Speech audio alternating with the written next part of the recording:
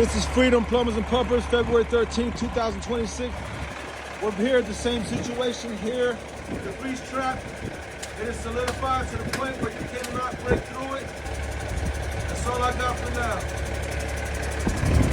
Well, good morning, good morning. We got another fun one today. We've been blessed with the task to rehabilitate and restore functionality to 2 commercial grease traps. This one being in Springfield, Virginia. Recognize that spot. What's the problem? Well, lack of maintenance. What happens is when you have a commercial kitchen and you have a grease interceptor, which is indoors, or a grease trap, which is typically outdoors, maintenance is very much required in the form of regular pump outs and cleanings. The lack thereof creates the situation that we're having today, which is an in-depth breakup of all the solids that have now turned into a brick inside of each one of these massive concrete boxes, which have now completely eliminated the functionality of each one of these traps. Let me show you what I mean. That's solidified. And then this is the worst one. Yummy. As you can see, the water has actually eroded a channel in the grease in order for it to exit the 6-inch pipe that has no baffle or anything stopping the grease from exiting the line and going into the public sewer system. This is quite the complex scenario that we got going on. Pump truck, confined space access setup, air scrubber, power washer, extra trailer with all the extra water tanks and hoses and everything that's needed to go ahead and take care of this trap so that in the next 3 to 5 hours or more, it's back to looking like brand new and doing everything it has to do to separate the grease and the waters as per the design. And once it's fully restored, we go ahead and put this thing on a regular preventative maintenance agreement, preferably monthly. Some people like to do quarterly. I don't necessarily recommend it because it does create solidification inside the tank, but we maintain it. That's the main thing, is maintaining it. So that's the plan. Let's see how it goes.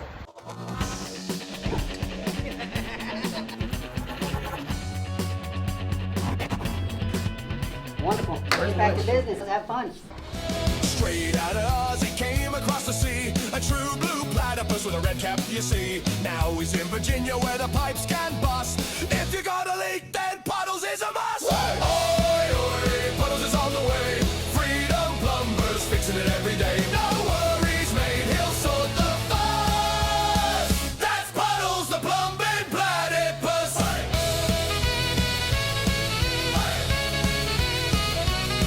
From Fairfax down to Old from Royal Town, he's clearing out drains, never letting you down. G'day Cobber with a wrench in his hand. This saucy. So 3 hours into this thing, we have one part of the tank. The first compartment is done. We're going to be moving on to the second one. From Fairfax down to Old from Royal Town, he's clearing out drains, never letting you down. G'day Cobber with a wrench in his hand. This saucy Nova is the best in the land. Oi, oi, Puddles is on the way. Freedom Plumbers fixing it every day. Okay, that first half, that thing's brutal. I mean, it was rock solid all the way to the top of the tank. They are struggling. So if you look at the machine that they're using that little mixer that 2 men are holding onto it right on top of the manhole. That's called a crust buster. That's literally a milk shaker, if you want to put it that way, specifically for these types of situations. Now, our extensions are measured specifically so that the actual machine touches the bottom of the tank. When it does that, the machine is leaning on asphalt. It can't right now because we have so much grease in there. They're literally right now, they started about 5 feet above grade. They're down to about 2 feet above grade, and they're just mixing and mixing and mixing and mixing.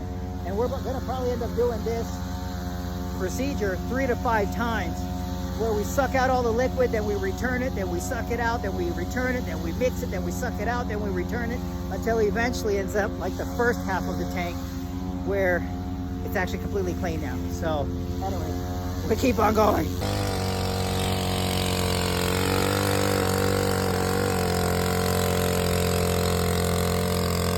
A few moments later. Okay, so like approaching hour 6 on this job, and we're pulling out a great deal of stuff.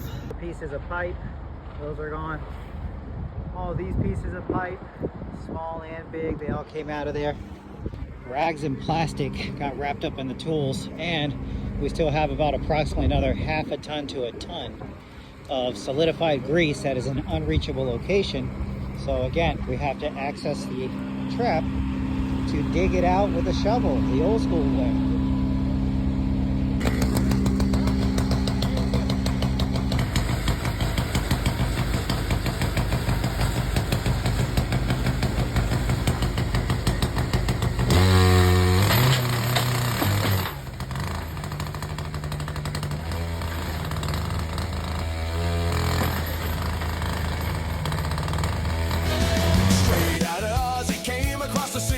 True blue platypus with a red cap, you see. Now he's in Virginia where the pipes can bust.